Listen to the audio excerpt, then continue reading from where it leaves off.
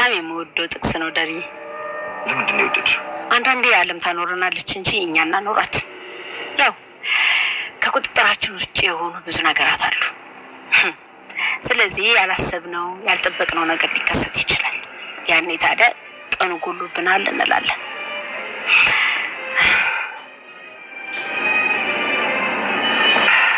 ሁሌም ሙሉ ቀን የለም ዳሪ።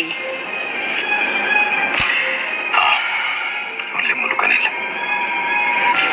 እኔም አንድ ቀን ጎሎብኝ ያውቃል። የምን የቀን ጎዶሎ? እኔም አላውቀው የቀን ጎዶሎ አጋጥሞ ያውቃል እንዴ?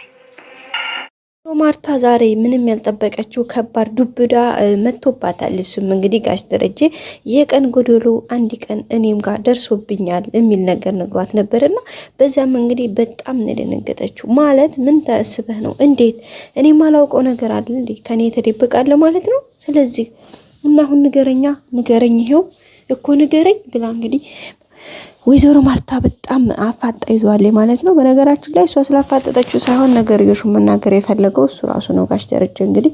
ምክንያቱም ነገሮችን ቢደብቃቸው ሌላ መዘዝ ይዘው ከመንጣት ውጪ ምንም ነገር መፍትሄ ያለው መስሎ ስላልታየው ጋሽ ደረጀ እንግዲህ መናገርን መፍትሄ አድርጎ መርጧል ማለት ነው። ምክንያቱም ዙሪያውን ካሉ ነገሮች ከሰላም ልጇን ለማወቅ ካላት የጉጉት አንጻር አብይል ከምታደርገው ነገር በቃ ከብዙ ነገሮች ከሰዎች ከሚሰጣቸው አስተያየት ጭምር እንግዲህ ነገሮችን ይፋ ለማድረግ ተገዷል ጋሽ ደረጀ። ዝም ብሎ ቢቆይ መልካም ነበረ፣ ግን ደግሞ ከአንዳንድ ነገሮች አንጻር ሌላ መስመር እየያዘበት ስለሆነ ግዴታ መናገር አለበት ማለት ነው።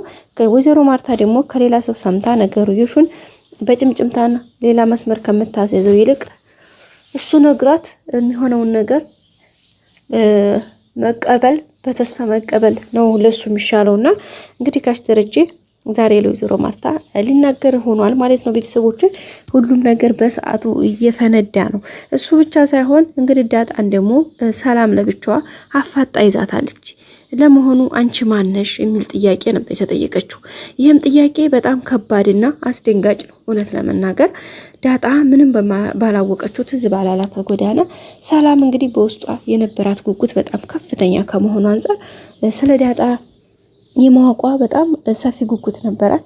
በመጨረሻም እንግዲህ ናታን ያለውን ነገር የተወሰነ ፍንጭ ሲሰጣት በባለፈው እንዳያችሁት አዳራ ራሱ እንዲሁ ስትጨነቅ ሳትተኛ ነው ያደረችው። በእርግጥ እኮ አይፈረድም፣ የእናትነት አንጀት ነው። ሲቀጥልም ደግሞ እናትነትም ቢሏችሁ 19 ዓመት የተደበቀ እናትነት ለሷ ተብሎ ልጇን በመጠበቅ በሰራተኝነት የገደለችው እድሜዋ፣ ያሳለፈችው ህይወቷ፣ ያባከነችው ጊዜዋ ያ ሁሉ ተደማምሮ በቃ በስሜትና በግፊት ዛሬ በቃ ዳጣን ለመሆኑ ይሄን ያክል ተጨንቄ በሞተው አፋጥጬ ጠይቃታለሁኝ። ስለዚህ ናታን ካጠገቤ አትጠፋም መስማት አለብን ከማለት አንፃር እንግዲህ ለመሆኑ አንቺ ማነሽ ተብላለች። ዳጣም እንግዲህ በጣም ያስደነገጣት ጥያቄ ነው። ምክንያቱም ሰላም እናቴ ትሆናለች ብላ አንድም ቀን አስባ አታውቅም። ከዛም የተነሳ እንግዲህ ሰላም ግን ልጅ ትሆን ትችላለች የሚለው ሀሳቧ የመጀመሪያ ዳጣ ወደዚህ ቤት ስመጣ ነበር ገና ልቧ የደነገጠው።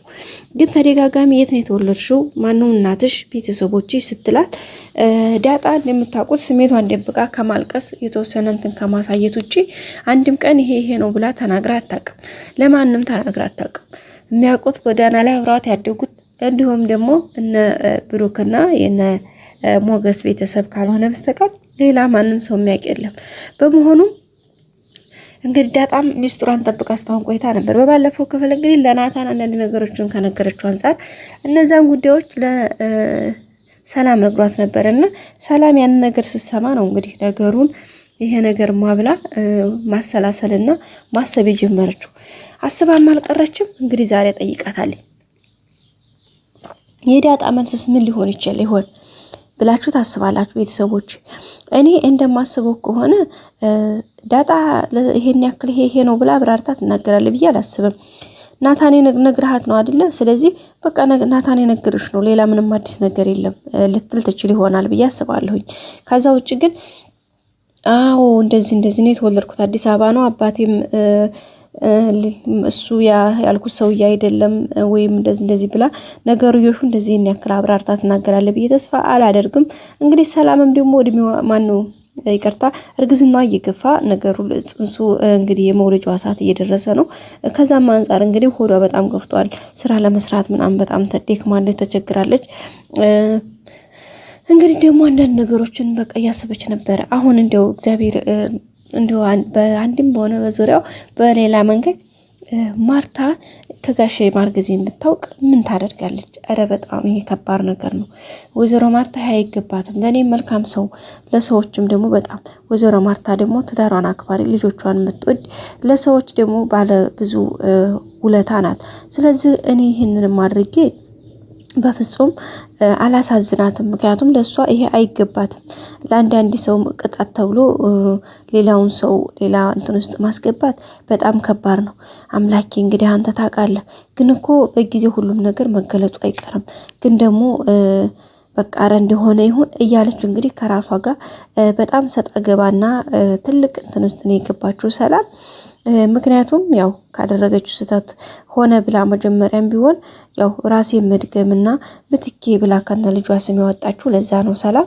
እና ውድ ቤተሰቦቼ የዛሬው ቪዲዮ ይሄን ይመስል ነበር። ላይክ ያደረጋችሁ ላይክ በማድረግ ቤተሰቡንም ሁሌም ወዳችሁ ፈቅዳችሁ ለምትከታተሉኝ አመሰግናለሁ። መልካም ጊዜ በያላችሁበት። ባይ ባይ።